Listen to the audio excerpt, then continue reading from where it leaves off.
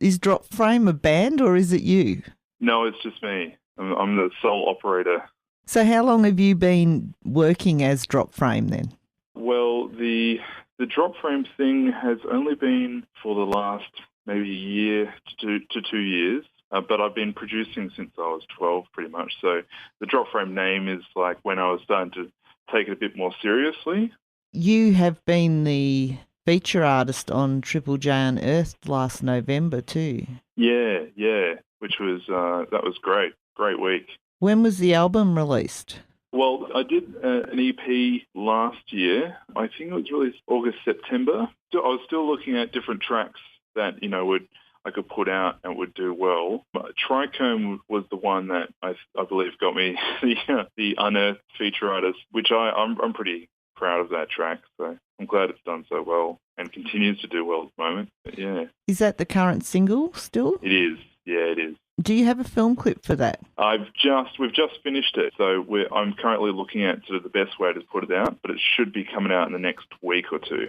Are you going to tell us what it's featuring, what sort of video it is? It's by a guy who I've been working with closely. He's a photographer in Melbourne, and he's got this amazing sort of dark style, and I wanted to get him involved with it because Trichome itself, like the track, is quite moody and it's quite a long-winded sort of experience to go through and all that sort of stuff. So I wanted to pretty much find someone who could, put their own style into it, but still keep the sort of, core of the track.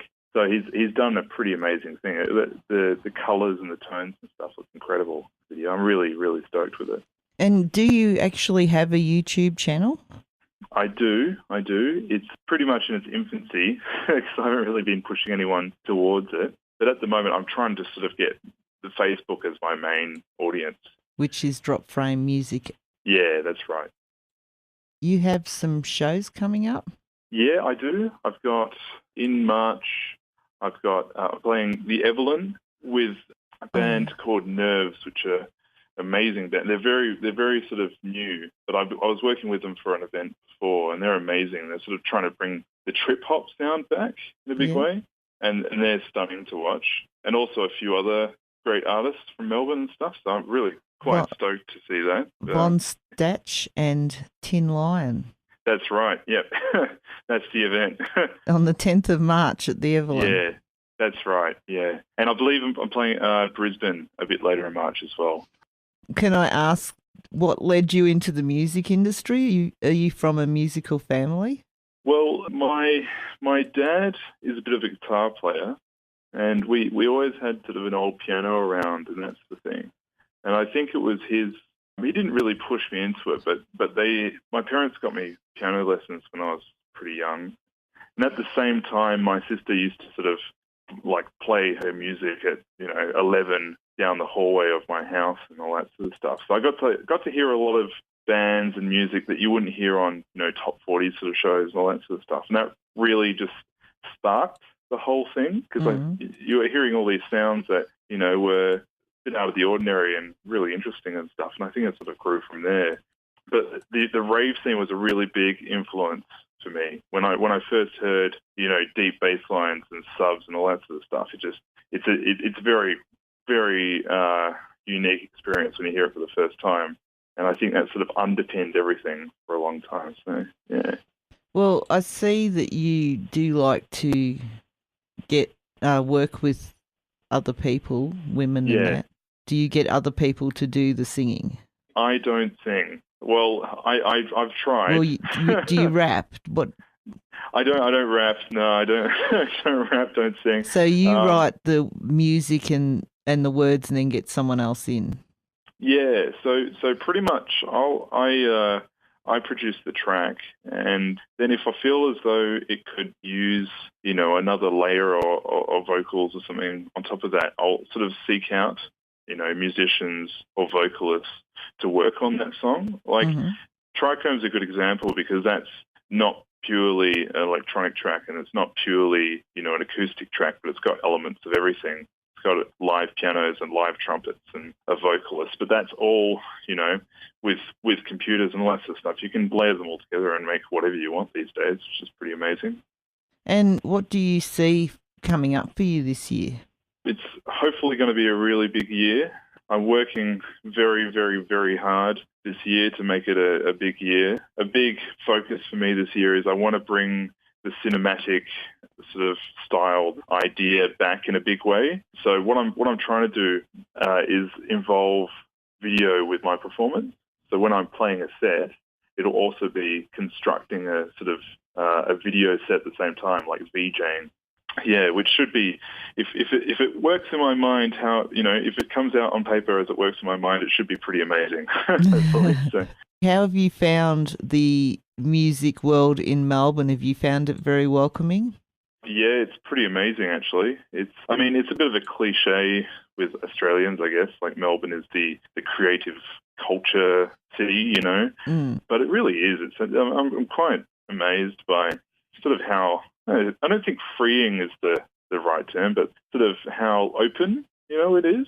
A good example is when I was making Trichome, I was like, this would really, like a bit of a jazz trumpet would go so well in this bit. And I was sort of like thinking, how can I get a jazz trumpet? Like what's the way to do it? What's the procedure to get a jazz trumpet in Melbourne? And I ended up walking down to the local trumpet shop, which is just around the corner, crazily enough, and just asked for some numbers. And within the afternoon, I had this guy come down, and he was amazing. It was just sort of everything clicked, and he just played trumpet over this track for 45 minutes or whatever, and I cut it up, and it just clicked into the song, which was pretty amazing. So. That's good. So everything's there's a lot of creative people in Melbourne, and it makes it more accessible. Yeah, absolutely. Because I guess what sort of starts to happen is you build like a posse, like you build sort of like a crew of people who they all have their own sort of art, like you'll have photographer, you'll have videographer or something like that. But there's a bit of sharing the love going on, people will go, okay, I'll help you out with that project if you help me out with my project. And yeah. I think that's a really cool thing, to be involved with. Well, with your show coming up at the Evelyn on the 10th of March, you're probably not going to have the cinematic thing happening by then, are you? No, the Evelyn show will be just pretty much a straight Ableton set, but where I'm looking at doing the first sort of audio-visual set in April, which will be at Can't Say, which is a pretty amazing little gig to get as well. So I'm really stoked to do that. But that's it's about a month away, so it gives me a bit of time to get everything organised and things. So. What sort of video content are you using? Well, at the moment, with the Can't Say show, I'll try and get a few things that are very like original, but also a lot of sort of patterns and things. But later in the year, the plan is to get almost, well, not an entire movie, but about 8 to 10 clips of original content and build an entire story on stage. That's the whole idea. But if it works well, it will work well, which is good. Well, yeah. You said you're just about to release the video for your current single, Trichome. Yeah. How far away is your next single? Well, I'm planning to get another EP, a smaller one than Kinetic, which has just come out, probably about a 4 to 6 track EP about April time. So when I do the Can't Say show, I'll have, 4 to 6 new tracks that I can put out the same night, which should be a lot of fun. But the grandiose album should be out mid-year. So people can actually find you at Drop Frame Music on Facebook and give you a like. Yeah, that's all good. I like likes. Likes are good. Yeah, likes are good. I'll give you a Facebook page because that is your main page at the moment. You do have your website, right, which is the same thing anyway, pretty much. Your Drop Frame Music on Facebook and dropframemusic.com. That's right, yeah. And we can keep an eye out on your Facebook for your video to be released. Yep, which should be in the next week and a half. Look forward to it, and also for your shows that you've got coming up, you put on your Facebook. Yeah, that's right. So all the news always goes through Facebook. That's my first port of call. It has been great talking to you. Yeah, thanks for that. And good luck with your show coming up in March too. Thank you. And I will talk to you again sometime. Awesome. Thank you for the interview. That's Okay. All right. Have a good day. Catch you later. See you Bye. later. Bye.